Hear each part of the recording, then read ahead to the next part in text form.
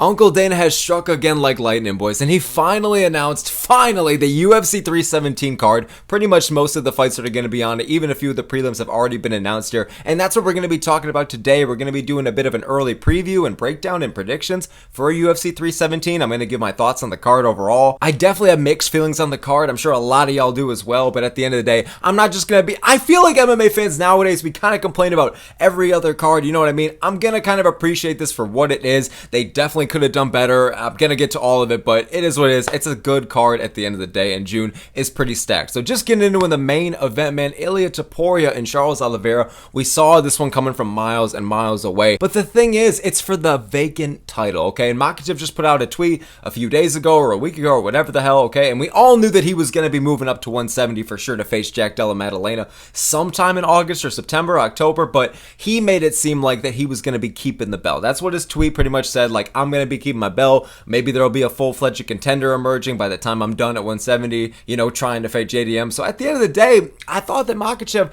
could have been one of those champions who could have defended both. I think he definitely kind of deserved it. But dude, Diego Lopez was right when he said the UFC really does not want to have double champs anymore. Like when they vacated the belt from Topuria, I feel like at least I could kind of understand the reasonings, you know what I mean, for Topuria and the UFC. But for MAKHACHEV, man, I don't know. I wanted to see him face Saryukin. I wanted to see him face Topuria. Like, it is pretty unfortunate that Arman Saryukin literally just fucked up everything, dude. And I'm not going to forgive this motherfucker, okay? Because everything just could have been so much better for MAKHACHEV's career in the division. But now it's just MAKHACHEV. I mean, in my opinion, he is the lightweight GOAT, but am I the only one who feels like there's just kind of something missing? And hopefully, I mean, maybe if he does, you know, fight a couple of times at 170, maybe if Topuria goes on a solid run, knocks out Oliveira, and then beats whoever the next contender is, maybe that would incline MAKHACHEV. You know, hey, you know what it is, brother. I come back down, I try and regain second belt. But at that point, I feel like he's already going to be so bulked up like a balloon. So I don't even know, man. We genuinely might have missed out on MAKHACHEV versus Topuria. And it's very unfortunate, dude. It's stylistically such a dream fight, so high level. And don't get me wrong, I love Topuria versus Oliveira. I think it's an S-tier scrap. I think it's a great fight for sure. But the fact that it's for the vacant belt, man, I mean, don't get me wrong, like, if Oliveira, he's already one of the greatest lightweights of all time. And if Topuria wins, I mean, dude, Topuria is right in the thick of his prime. That's the difference, okay? Oliveira already had his lightweight title reign. And meanwhile, you know, Oliveira, he can for sure win, don't get me wrong. But for Topuria, it seems like this is his moment and his coming of age, because already riding all the hype in the world coming off of the featherweight appearances, and now it's like he has a genuine run to surpass MAKHACHEV as the lightweight GOAT. MAKHACHEV just claimed lightweight GOAT status, and don't get me wrong, dude, by like in 2 or 3 years, something like that, especially if Topuria is active at lightweight and is defending that belt and taking on everybody, you know what I mean? The Gages and the Pimblets and the Holloways, oh, well, fuck, you already knocked out Holloway, but it is what it is, man. Hey, you know, it is what it is, brother. So, oh, it hurts, dude. But Topuria has a genuine chance here to go on like a lightweight GOAT run. I do think that his skill set is that good, but Oliveira is an S-tier scrap. He will present a lot of problems for him, but I just feel like MAKHACHEV could have brought so much more to it. Like, it could have been a lot closer to a pick'em fight, whereas this one, I think MAKHACHEV would have been a big favorite regardless, but whereas this fight, man, it's kind of just like, you know that Topuria has a really good chance of knocking him out, especially with Oliveira's chin. But regardless, man, I'm still excited for it. Vacant belt or not, like, it is a really good fight. They're both fan favorites. It's going to end in some kind of finish. The only real appearance we've seen at 155 from Topuria was against Zellheuber, and he got rocked in that fight, and don't get me wrong, he's done great things since, but that was at the 145 weight class. Oliveira could totally go out there and totally shut down the hype at Topuria and show that, man, there really is kind of a level, or really there is kind of just a difference in the weight classes here. And maybe Topuria, I know he says he was walking around like 400 goddamn pounds, but it might go to show that maybe he can't fit that lightweight mold, and maybe stripping the title from himself or vacating the title maybe was a mistake. I can totally see Oliveira being good enough on the ground and solid enough on the feet and has so much experience to hang in there and do that to Topuria. So don't get me wrong, I am excited for this fight. I don't think it's going to be some complete fucking wash. I'm not going to be like, oh, it's such a one-sided fight. It was either Topuria or MAKHACHEV or nothing, all right? I am happy with this fight. It's probably the second best thing we could have gotten at lightweight, so it is what it is. I think it's going to end in a finish for sure. I mean, Oliveira could totally maybe expose the ground game of Topuria, but that's going to be really hard to do because I don't really think there's anything to expose. Topuria's ground game is just so dangerous. It's so good, but people forget, man, we just haven't seen it in the last few fights because his striking and boxing has evolved so much to where he's knocking everybody out, knocking out all the featherweight greats. People forget, man, all right? Literally, like, I know people just say that, but they're forgetting that Topuria was primarily a grappler going into the UFC, so it's going to be really interesting to see. You know, it's kind of one thing to get a takedown or two on Holloway, who has good takedown defense, but going against Oliveira, you know, it could be a whole different level on the ground. Well, it's a whole different level on the ground, man, but I think this is kind of going to be a stand and bang fight here for as long as it lasts. I feel like Oliveira is going to get a lot of his takedowns stuffed, and Topuria kind of clearly knows his strategy to winning here and making the biggest statement, especially as the new champ and trying to get MAKHACHEV to come back down, is to get a round 1 or 2 knockout over Oliveira. I think he's going to be hunting for it. I don't think he's going to have to hunt too hard. You know, not to doubt Oliveira's chin or anything like that or his skill set. I just mean that Topuria is not one of those guys that has to force the power or the combinations, right? It's sneaky fucking power, man. It's scary. It comes out of nowhere. So if Topuria finds all the right shots and Oliveira's chin is kind of out there, man, and, you know, I could see it ended in a brutal Topuria win. And that's going to be pretty much kind of my early prediction here. I'm going to see Ilia Topuria winning this one via round 2 or 3 knockout. I don't really see my pick changing kind of from now to then, but it is what it is, man. Oliveira's clear strategy here is kind of going to be to want to take this fight to the ground because maybe he can expose something on the ground from Topuria. But honestly, Oliveira's striking is good enough to where I feel like he could be comfortable kind of going back and forth on the feet with a guy like Topuria. Now, the power might not be someone to fuck around with. We saw that he didn't even want to fuck around with Chandler's power, and I don't think Chandler's power or explosivity is on the level of Topuria. I think maybe not explosivity because Chandler is a giant walking box of retardation, but Topuria is more so he has all that nasty finishing ability and devastating power, but he's so much more clean with it, and he actually has this fancy fucking concept called fight IQ. All right, learn it, Chandler. Topuria has fight IQ, all right? He's one of the most well-rounded fighters in the UFC right now, pound for pound. But again, we just don't really know. Like the 155 performance we did see out of him, he didn't look too great. Like, yeah, he won, but Oliveira, I'm not just going to count him out here. He's going to be shooting for his life in there and try and take this one to the ground. But again, Oliveira has solid enough power on the feet and is a solid enough striker, a good enough striker to where he might be comfortable hanging with Topuria in there. But overall, early prediction is going to be Topuria around 2 or 3 KO. And for MAKHACHEV, man, hopefully one day he can come back down to 155, but I doubt it, especially with him kind of bulking up properly now for 170. He's already vacated the belt, so him and brother Khabib, you know, they're fully ready to commit to this. And like I said, I do think that MAKHACHEV has become the lightweight GOAT. But just to end the reign, you know, with the win over Moicano, fuck you, Saryukin, all right? You fucked up everything, all right? I'm not taking anything away from Moicano, but it's just a bit of a lackluster ending to the great reign that MAKHACHEV had. So going on to the next fight we got here, man, the co-main event, Alexandre Pantoja versus Kai France. We have known about this fight, dude, from I feel like the second that Pantoja beat, what was his name? Kai Asakura at UFC 310. Like, they have been talking about this fight since like January or February. Like, it's just like it was going to be put on 314 in Miami, then maybe 315, then it's going to be 316, then 17. We finally have it for 317. Jesus Christ, these poor guys have been in like a goddamn 1-year training camp, dude. It's like the hyperbolic time chamber, but I think that this fight is underwhelming as fuck, all right? I know that all the hardcores are going to push up their glasses and be like, actually, Kai France actually had a really good win over fucking Steve Versa again. Pantoja's like trying to become shut the fuck up, all right? Like, listen, I think that this is a solid fight, but if you think I'm gonna put it at anything above the C tier, you're wrong, son. Okay, Pantoja versus Kai France. Pantoja, I respect that he's really trying to stick around at 125. I really do. He just put out a statement the other day that's like, I'm not trying to move up to 135. I don't want double champ status. I want to clear out the division. I want to become the flyweight GOAT, and I think it's possible. And I respect Pantoja for that, and I fuck with Pantoja for that. I wish more champions in the UFC had that mindset. I don't hate the idea of champions moving up, but it's like I want to see them clear out the divisions and really just kind of earn their keep as the champ. Not the champ double champ, but like the champ. You know what I'm saying? That literally is one of the most autistic sentences I've ever said. That's not going to make any sense, but Pantoja versus Kai France, it just feels like Kai France got this random ass title shot, and I know that it's really hard to find contenders for Pantoja now because it's funny that he says he wants to clear out the division because he kind of already has, but I like that he still has this mindset, you know, and I believe he technically did already beat Kai France once. It was on the Ultimate Fighter, but wasn't really like an official scrap, so this is kind of the first, it's like a new matchup that, you know, it's some of them we can give new to Pantoja, but Kai France, I think that he's a good fighter. I think that he has really devastating knockout power, especially for the flyweight goddamn division. You know, it's nice to have an actual clear kind of finisher on the feet, you know, like Kai Kara-France, you go in every fight and you're like, okay, he can actually kind of knock this fucking dude out, you know? But at the end of the day, it just feels like such a forced title shot. Like, you know, if flyweight didn't have Pantoja already beating all the rest of the guys, or it wasn't kind of relatively shallow. I think that flyweight isn't a shallow division. I think over the last few years, it's getting even deeper, and like, it's getting fucking great, man. I fuck with it. But at the end of the day, you can't deny that, like, it is kind of right there with like a light heavyweight where it's just like, you know that there isn't too much depth. You know that the champs have kind of run through these guys already, a lot of the top contenders. So it is what it is, man. Like, I think that it's going to be a good scrap. I think, again, Kai Kara-France has good finishing ability, and we've seen him put on some fun fights. And Pantoja is a guy who, man, he brings it. Like, especially over the past few years, man. Like, Pantoja, he's kind of been getting finishes here and there, and he's been putting on fun fights. Like the fight against, I don't remember if it was like the first, second, or third, whatever number it was, the last time he fought like Royval and Moreno. Like, these are fun fights, man. Like, I like that Pantoja has a point to prove. I think that he's the most underrated champion right now by far. Like, Jack Della Maddalena just got put in pound for pound, and of course they had to put him right above Pantoja, all right? No other champ, all right above Pantoja, though. Pantoja's going to go out there, and I think he's going to try and make it a dogfight. I think he's going to put on a lot of pressure. I think that he's going to try and clearly take this fight to the ground.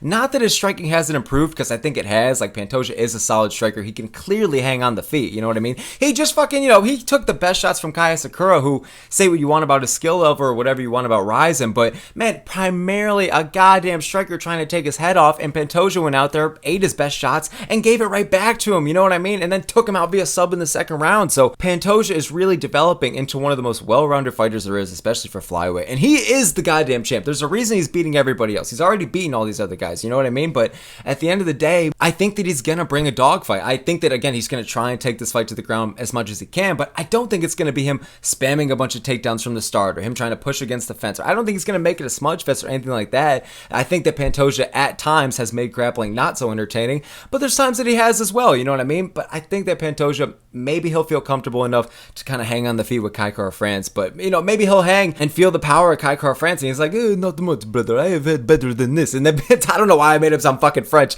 and then Pantoja, maybe he'll be able to hang, man. But whoever is going to be able to dictate where this fight goes and the pace of it, in my opinion, is going to be the winner. If Kara-France can keep it on the feet, all right, and try and aim for that knockdown. Kara-France does have solid takedown defense and shit like that, but Pantoja, I feel like, is just kind of a level ahead or two levels ahead on the ground here, and Kai Kara-France kind of, you know, does have the striking advantage here. So each one kind of has that over the other here. Pantoja is going to make it grapple heavy, you know, but maybe mix it in a few stand and bang moments on the feet. His striking, again, has improved a lot in the last few years, and Kai Kara-France, solid takedown defense, but he's clearly going to be trying to knock out the lights of Pantoja, okay? Pantoja is going to be my early pick here for sure. The only thing in my mind that is going to stop me from picking Pantoja is considering that Pantoja will be over 35, and, you know, Volkanovski just broke the 35-year-old curse. I think that Pantoja might be the next to do it as well, all right? I think we're going to get back-to-back people breaking it, all right? So Pantoja is going to be my pick here. I could see Kai Kara-France totally getting a knockout, of course. Like, I could see it just being one of those fucking upset KOs, but I'm going to trust in the skill set and the legitimacy and the improvements and the goddamn champion legitimacy.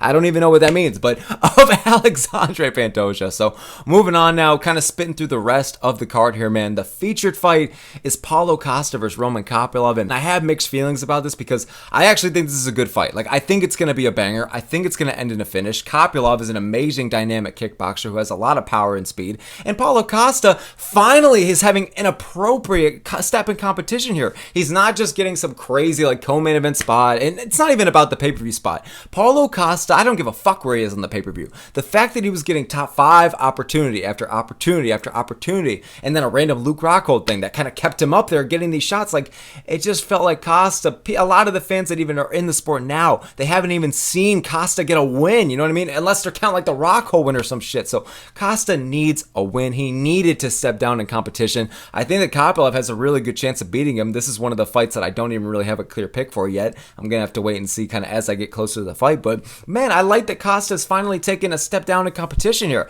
I think it's a winnable fight for him. I think that Kopylov's very good. Don't get me wrong on the feet, but I think that there are holes in his game. You know, I think that there was solid, what was it, in the fight against Chris Curtis, like he made some solid improvements on the ground there from what little we saw out of it. But obviously we all know that Kopylov's bread and butter is going to be to kind of stand and bang on the feet. Very fun kickboxer to watch, and I think that he's going to bring a good pressure to Paulo Costa. I think he's going to be confident and really hungry to get that top 10 spot. I think that he definitely, Costa has a good chin. It is hard to finish him, but he is very beatable. So Kopylov, even if he doesn't knock him out, maybe he could win some kind of decision. I mean, he just kind of got that, I was going to say decision win over Chris Curtis. I forgot about the bullshit kind of knockout at the end, but at the end of the day, Kopylov, this is an appropriate step up for him, and Paulo Costa, it's an appropriate step down for him. And Costa, I think he said after the Strickland fight, like, he's really sick of going out there and playing into the patience and technicality side of things. He wants to go back to being a pressure-heavy fighter and trying to aim for the finish, right? Fuck the decisions, brother. Fuck the decisions. Let's fucking see it, all right? So these guys are both going to be trying to take each other's heads off. So I do like it. It's a good fight to have, but my point earlier that I didn't even get to finish, but what I was going to say earlier, I didn't finish my point really because I started rambling about Costa, but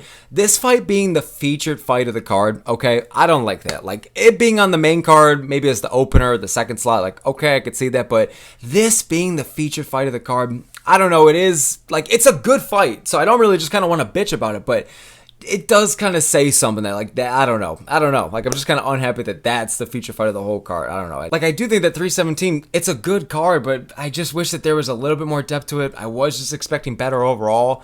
So the fact that Costa and Kopylov is the feature fight, it is a good fight, but I think it goes to show that it isn't the card that we were looking for, the fact that this is the feature fight. You know what I mean? But it's still fine, man. Moving on up next now to Beneil Dariush versus Renato Moicano. I mean, dude, this one finally got rebooked here. I mean, they saved Beneil Dariush's soul from Monkey D. Rufy, bro. So, I mean, this is a fight that we're getting, that we already was going down for UFC 311. Here it is rebooked. I mean, Moicano's kind of been hinting that he was going to run it back with Dariush over the past few weeks, so this shouldn't come as a total surprise, and I guess I'm happy for Dariush that he doesn't have to get brutally fucking knocked out, because, dude, if they were gonna feed him to Rufy, or really any kind of just dangerous knockout arts, or some up-and-comer, man, I mean, poor fucking Dariush, poor old man, middle man, young man, whatever the fuck Dariush, bro.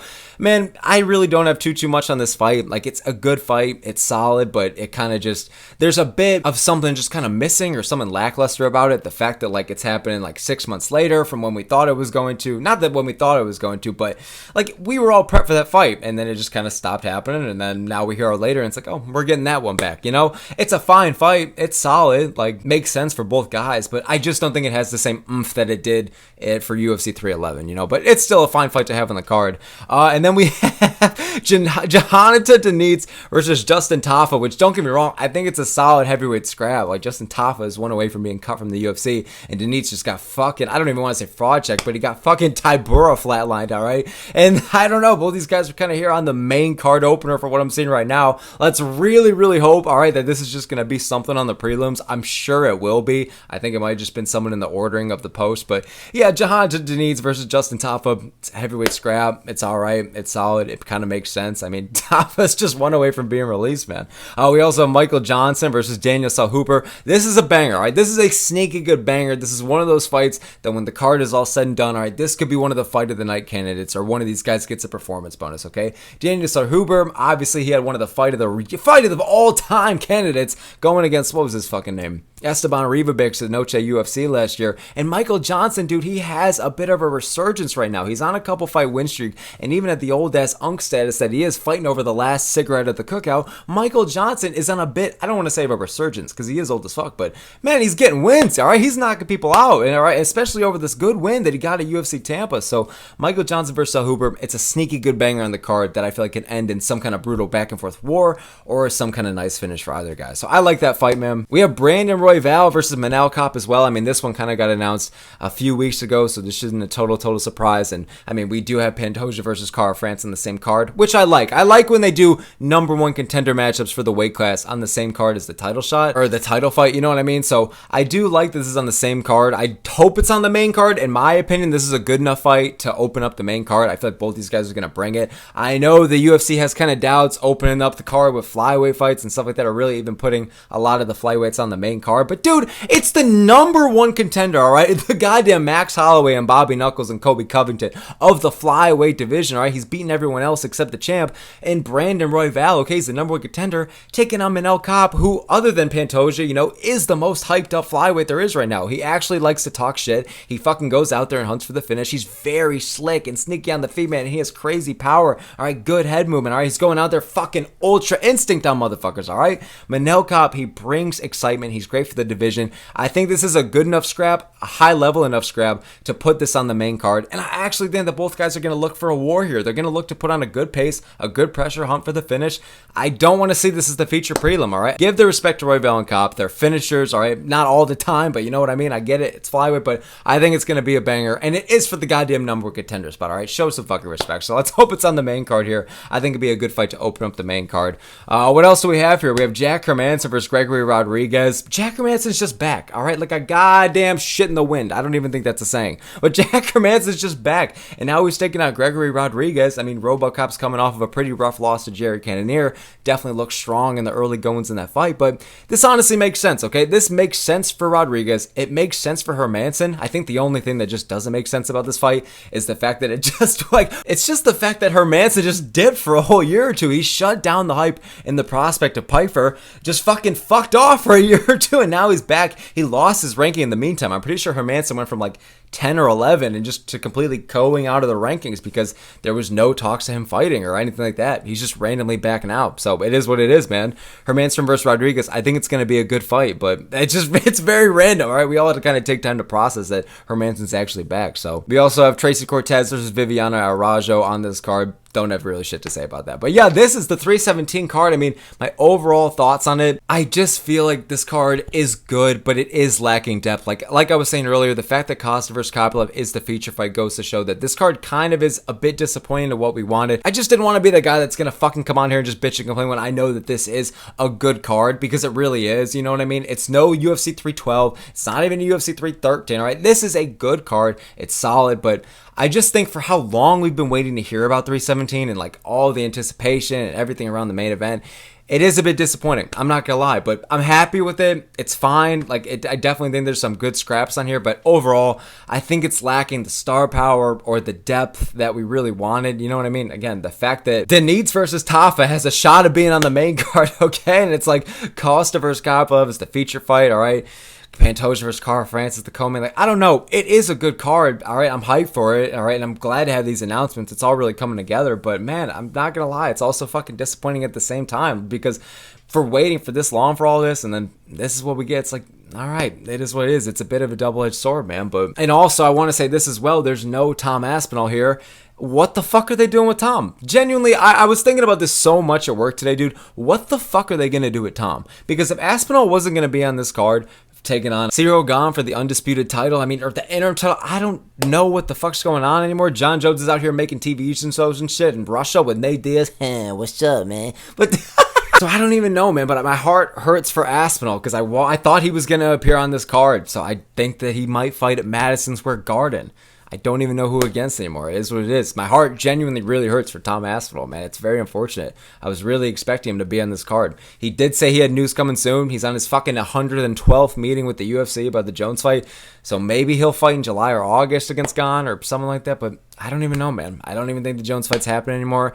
I feel like I'm giving less and less of a shit every day. I'm fucking sick of even thinking about it. So, yeah, and overall, though, this is my opinions on UFC 317. I like it. I don't want to bitch and complain about it, but it also is a bit disappointing at the same time. It is what it is, man. You know, so overall, let me know what you think in the comments below. Thanks so very much for giving me y'all's time and attention, man. I really appreciate it. Let me know what you think in the comments below. I would motherfucking love to hear it. We're just here to talk some MMA, boys. So appreciate y'all a lot, man. All the smoke here. Thank you so very much again for making this far. I really appreciate y'all. Have a good time watching the fights this weekend, man, and I will see you all next time.